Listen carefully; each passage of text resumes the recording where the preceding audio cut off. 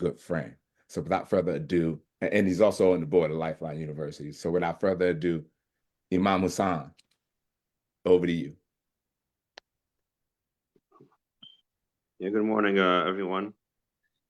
So yeah, today I'll just speak a little bit about Ramadan. And so one of the pillars of our faith, we have 5 pillars of action, and one of them is to fast during the 9th month of the lunar calendar, which is the month of Ramadan, from dawn to sunset, no eating, no drinking, no intimate relations during that time frame. And basically, one of the main objectives of that, as God mentions, لَعَلَّكُمْ تَشْكُرُونَ, is that we become in a state of gratitude for the bounties that God has bestowed upon us in this world. And gratitude is done in 3 different ways, we believe. So first, it's internalized in the heart, and then number 2, in our tongue, and number 3, in our actions. So for example, we're told in the Quran, فَاذْكُرُونِي أَذْكُرْكُمْ, remember God and He shall remember you. And then number 2, once you remember God, you're able then to be in a state of gratitude and be thankful and do not deny the favors of God. And then gratitude leads to or helps you become patient. Because when Moses spoke to his people, when they're being oppressed by the Pharaoh, he said, for them to be grateful instead of being patient. Because when you're grateful, understand the things that we have, especially here in this country, it makes it a lot very appreciative for the things we have. So something as simple as the concept of having water to drink. We have a hard time choosing what to eat sometimes because we're blessed with so much.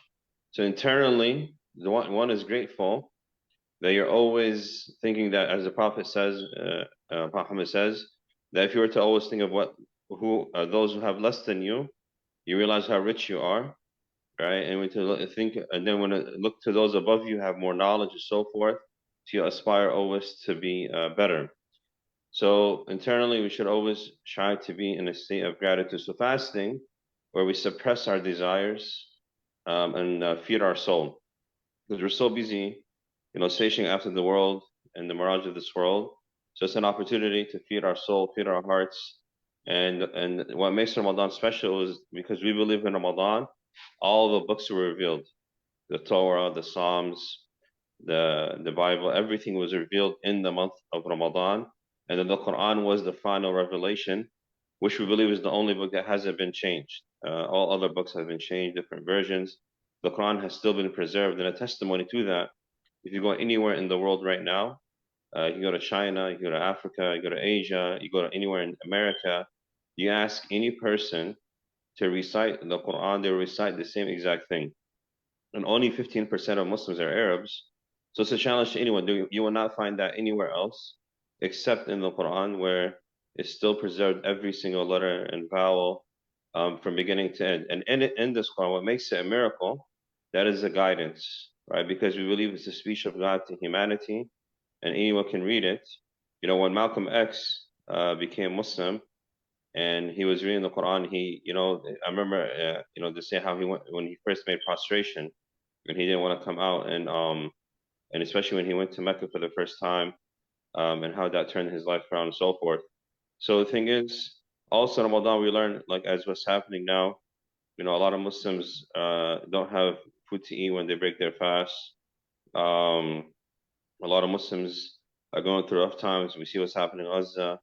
They're getting massacred and killed. And then in Yemen and Somalia, many parts of the Muslim world where Muslims are being, going through tough times. So we see that millions of dollars are raised. People are very generous in this month. So then when it comes to the action wise, is that we become generous with our family. We forgive one another. We overlook each other's shortcomings. Every night we have the feast, and the last 10 nights of Ramadan, which last night was the 25th night, we tend to do more worship at night. So we get up, 12 a.m. we do, we pray, and then at 3:45 a.m. we have the morning prayer, and we try to do extra to show, to be, to exemplify our worship towards Allah subhanahu wa ta'ala, towards God. So anyways, um, so in this particular also month, it shows us that we believe that in this month the devil is locked up and chained. At least the main devils are. And so then we judge ourselves because we say that any shortcomings is from our own selves. In a month where the devils are locked, the gates of heaven are open and the gates of hellfire are closed in this month of Ramadan. And you would see a lot of goodness come out from individuals during this month. And it shows us that we're able to abstain and have the willpower to stay away from things like eating and drinking. That means that we have the willpower after Ramadan to stay away from addictions that may be haunting us, that are harmful.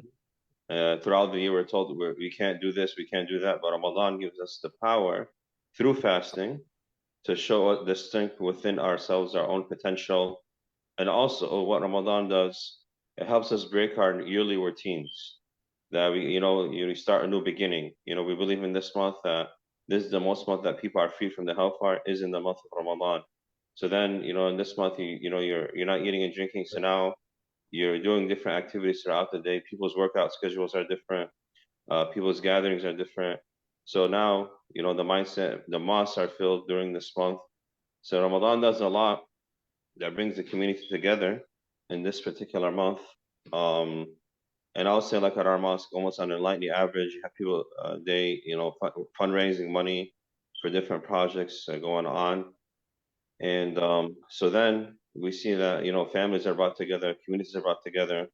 And this Ramadan is unique, to see what's happening in the world is not easy.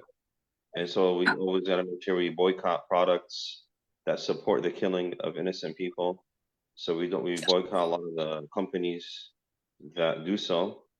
When we send that list out and so forth, and realize that we cannot give all our power to politicians because politicians will not change the world. It is us that we have to take and show our economic strength from within ourselves. Um, and also realize that in the 1700s they never depended on one person to fix a problem in a community, but now we think that we give all of our power to somebody else, like parents given the power of tablets to raise their kids, school curriculums to give them education. We realize that they get a false idea of history. So we have to take ownership of our education, of our curriculum. In Ramadan, teaches to take ownership, and that's why the Quran is a guidance that is objective, not subjective to our feelings, and it tells you the right from wrong. And that's why God says in the Quran, have consciousness of God and be with those who are truthful, right? Those who stand up for truth, because you have to choose what side you're on. We can't be in between. That's why, speaking of Martin Luther King, he feared more than his enemies was the silence of his friends. And today we see the roles stand together for oppression against the Muslims and what's happening in Gaza. And nobody speaks the truth or show even any sympathy or empathy for the kids.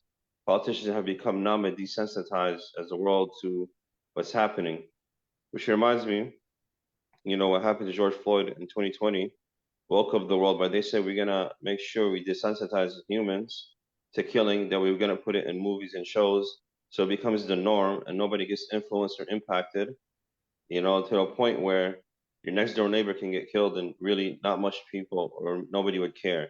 So these are moments in Ramadan for us to reflect and ponder that this, to become selfless and realize there is an afterlife. There is a world after this world. It's not the end. It's not YOLO.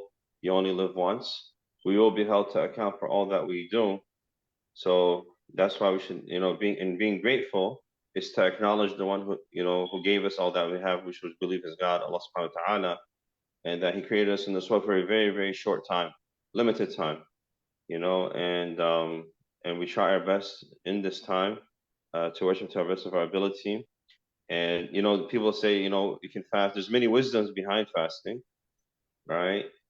But the ultimate wisdom, or the main reason we do it, is because God said so, right? Because if it wasn't prescribed for us to do it, we wouldn't do it.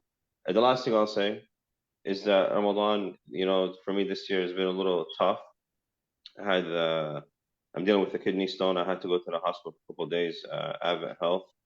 And it shows you that sometimes, you know, you put in that position, especially in the Imam, where I couldn't go to the mosque for a couple of days, is that how weak we are as humans. As God says, وَخُلِقَ الْإِنسَانَ ضَعِيفًا, that, and also humans, where God describes in the Quran, we're very hasty, want things fast. So God sometimes makes us slow down and take a break.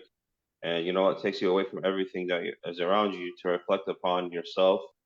And that's what Ramadan does also, is like, you know, to take a pause, you know, unplug from this world, you know, and, you know, build that spiritual connection with God, and, you know, and appreciate, you know, we say we're told to take care of five before five.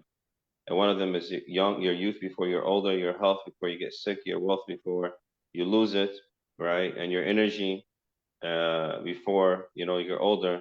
So we like never take for granted what we have: our family, our friends, lifeline, um, our health. These are things that are priceless, and it's a great time to be, you know, grateful for that. So, you know, tomorrow, as every Friday, I go to the prison in Clearwater to give a sermon there.